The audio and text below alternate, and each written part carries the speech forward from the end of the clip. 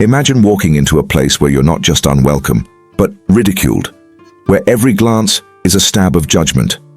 Now, picture the courage it takes to hold your head high and walk in anyway, knowing you might change your fate. Before we begin, please take a moment to like and subscribe for more heart-touching, suspenseful stories that remind us not to judge a book by its cover. It was one of those late fall afternoons when the air felt heavy and the grey clouds hung low. The sidewalks of the city were slick from rain, and the streets bustled with people.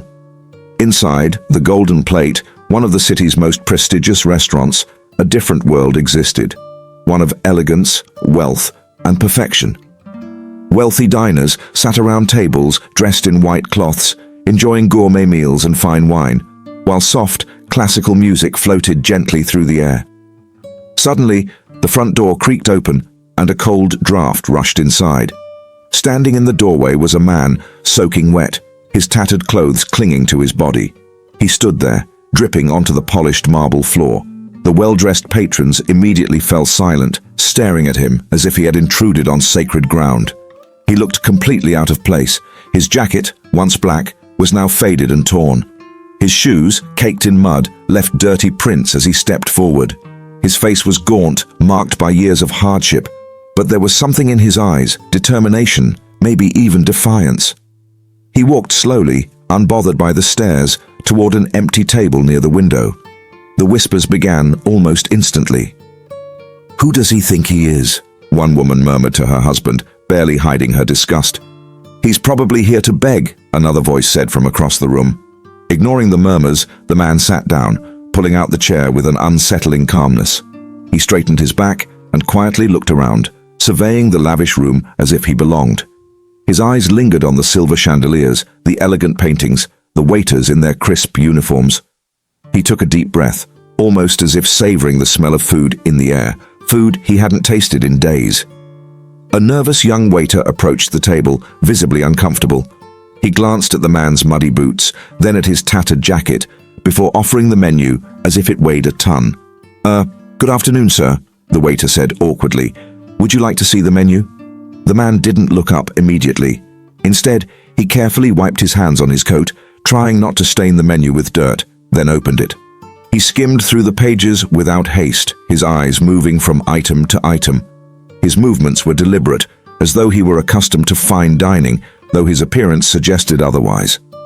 The restaurant's manager, watching from behind the counter, was fuming. This was not the kind of man they wanted in such a place. It was a restaurant for the rich, for the elite. What would happen if this beggar stayed? What would the customers think? The manager whispered to one of the staff, "Keep an eye on him. If he causes any trouble, throw him out." The tension in the room was palpable. People whispered, stared, and judged. One of the older men at a nearby table grunted, "Can't believe they let someone like that in here." But the man was unfazed. His eyes were focused on the menu, and after a few moments, he looked up at the waiter and said, "I'll take the most expensive dish you have." The waiter blinked in surprise. "Are you sure, sir?" "Yes," the man replied, his voice calm but firm. The waiter, hesitant, scribbled down the order and rushed back to the kitchen. Behind him, the murmurs grew louder. Everyone was watching now, waiting for what would happen next. How could this poor man afford the most expensive dish in the house? The manager shook his head, crossing his arms. "He'll never be able to pay," he muttered under his breath. "He's just trying to cause a scene. Wait until the bill comes." But the man, sitting there in his worn clothes, appeared completely at ease. He leaned back in his chair and glanced out the window at the bustling city streets, as if he didn't have a care in the world. The other diners couldn't take their eyes off him. Some were angry, others were curious. How dare he walk into their world, this man with nothing, in a place meant for the wealthy? As the food was prepared, tension simmered in the air. All eyes were fixed on the man. What would happen when the bill arrived? Was he a beggar trying to trick them, or was there more to this mysterious figure than met the eye? The air inside the Golden Plate had grown thick with tension. The man, still seated at his table by the window, seemed completely unaffected by the attention. His worn-out clothes and disheveled appearance stood in stark contrast to the luxury around him, but he didn't flinch under the judgmental stares. Instead, he remained calm, as if this was a routine outing for him. The waiter cautiously approached with a silver tray, balancing an extravagant dish, the restaurant's finest, known for its complexity and price. The smell of roasted meats, delicate sauces, and freshly baked bread filled the air. The other customers looked on, some with their mouths slightly open in disbelief, others shaking their heads in disgust. "Here you are, sir," the waiter said hesitantly, placing the plate in front of the man. He lingered for a moment, waiting for the man to show some sign of discomfort, perhaps to admit he couldn't pay for it after all. But the man simply nodded and picked up his fork, gently cutting into the food. The first bite. His expression didn't change, but there was a slight softening in his eyes. It had been days, maybe longer, since he'd eaten a meal like this. The flavors were rich, the textures luxurious. But he took his time, eating slowly, savoring each bite as if it were the most natural thing in the world. At another table, an older woman in a fur coat couldn't hold back any longer. "This is outrageous," she muttered loudly. "Why are they even serving him? He clearly doesn't belong here." Her words were meant to sting, to humiliate, but the man paid no attention. He continued eating with quiet grace, ignoring the whispers and stares. But the truth was, everyone was waiting for the same thing, for him to finish the meal and for the bill to arrive. That would be the real test. Could this man, who looked like he hadn't a penny to his name, afford such a lavish meal? As the last bite was taken, the tension in the room seemed to grow unbearable. The man placed his fork and knife down gently, wiped his mouth with the linen napkin, and sat back in his chair. His calmness was unsettling to those around him. How could someone so out of place, so poor, act with such dignity and control? The waiter, looking more nervous than ever, approached the table with the bill tucked neatly inside a leather case. He placed it carefully in front of the man, as if the piece of paper itself carried the weight of the world. The man didn't hesitate. He opened the case, glanced at the total, and calmly reached into his pocket. The room went silent. Everyone was watching. They expected him to fumble, to come up with excuses, or worse, to admit he couldn't pay at all. But instead, the man pulled out a small, folded piece of paper and handed it to the waiter. The waiter's hands shook as he took it, expecting some scribbled plea for mercy, or perhaps an apology. When he unfolded the paper, however, his face went pale. It wasn't a plea. It was a note, carefully signed and stamped by someone of great importance. The waiter blinked in confusion and handed the paper to the restaurant manager, who had been standing nearby, arms crossed, ready to throw the man out. The manager took one look at the paper, and his face turned ashen. He hurried back to the table, his previous arrogance completely gone. He stood awkwardly by the man, clutching the paper as if it were a lifeline. "Sir, I'm sorry," he stammered. "I didn't realize." The other customers were now growing restless. What was going on? Why was the manager suddenly so nervous? The man calmly folded his napkin and stood up, leaving the restaurant staff fumbling over themselves. The manager stepped forward. "Please, allow us to comp your meal, sir. No charge at all." The man gave him a hard look, but still said nothing. He quietly put his hands in his pockets and started walking towards the door. But before he reached it, the whispers became murmurs, and someone finally shouted, "Who is he?" The manager's face turned white as a sheet, but the man stopped and glanced over his shoulder, his voice as calm as ever. "I wasn't always dressed like this," he said simply. "Sometimes people lose their way, but it doesn't change who they are." With that, he walked out into the rain, leaving the entire restaurant in a stunned silence. They had just mocked and disrespected a man far more powerful than any of them could have imagined. The manager, still holding the note in his trembling hands, whispered under his breath, He's Mr. Davis." It was a name they all knew. A man who once owned half the city, who had lived in the grandest mansions and attended the finest galas. But a series of personal tragedies had left him with nothing, at least nothing material. And yet, here he was, walking into the restaurant like a ghost of his former life, reminding everyone that wealth isn't about what's in your pocket, but about who you are inside. The realization spread through the room like wildfire, and suddenly the same people who had judged him so harshly felt a pang of guilt and shame. They had judged a man not by his character, but by his clothes. The rain outside had only gotten heavier, pouring down in sheets that blurred the city lights. Inside the golden plate, The atmosphere was thick with confusion and whispers, rippling through the room like a wave. Mr. Davis, the man they had just mocked, had once been a name that commanded respect, a name tied to unimaginable wealth and influence. How could it be that he had walked through those doors, dressed in rags, unnoticed and ridiculed by those who once would have fawned over him? The manager, still clutching the note, stood frozen. His thoughts raced, replaying every second of the encounter. The shame burned deep.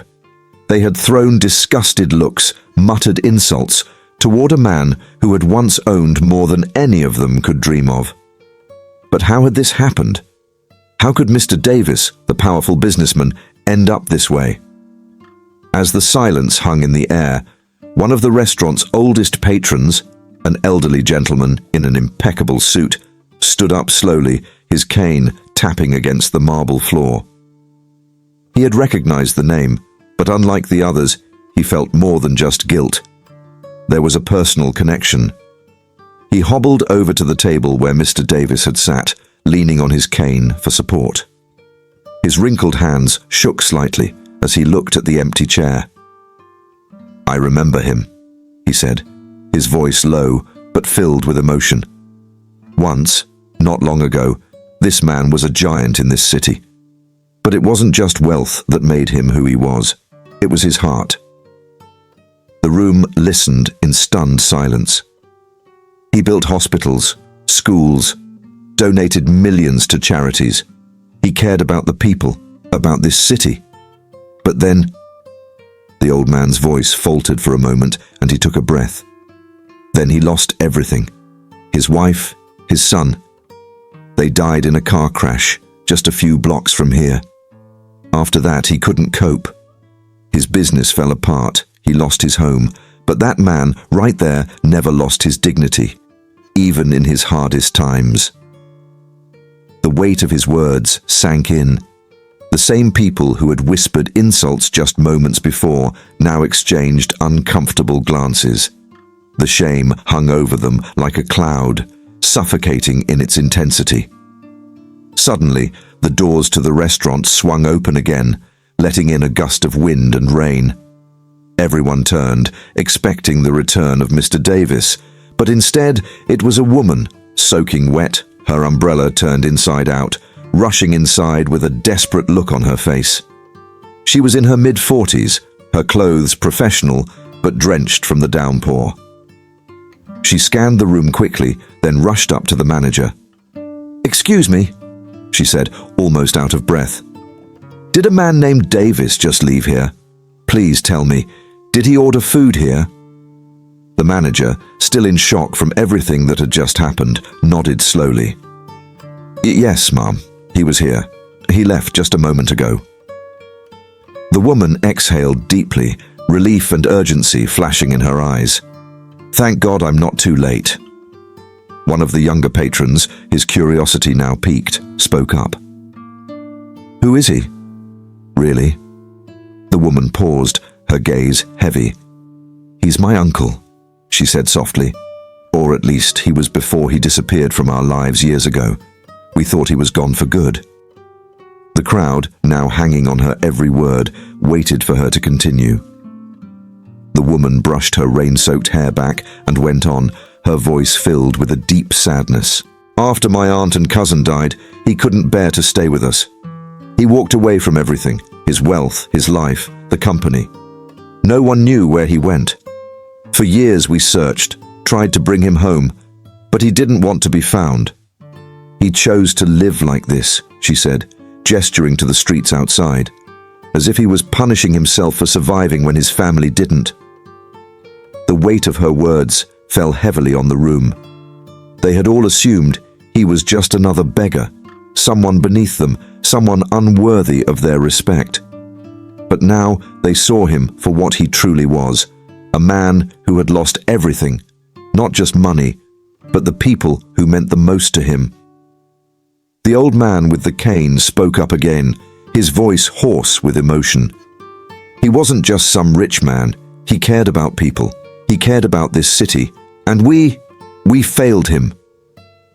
The woman nodded slowly, tears welling in her eyes. He's not the same man anymore. He's broken. But he's still my family. I was supposed to meet him here tonight after all these years. I had finally found him, but I was too late. A heavy silence fell over the room. Guilt was etched on every face. They had judged him, ridiculed him, without knowing the depth of his pain, his story. And now he was gone, back into the night, unseen and unappreciated. The elderly gentleman, his voice steady but filled with regret, said softly, "We need to find him." The woman nodded, her resolve strengthening. "Yes, before it's too late." Without another word, the woman, the old man, and even some of the other patrons moved towards the door, pushing it open and stepping out into the rain. The once snobbish guests who had looked down on Mr. Davis just moments ago were now desperate to right their wrong.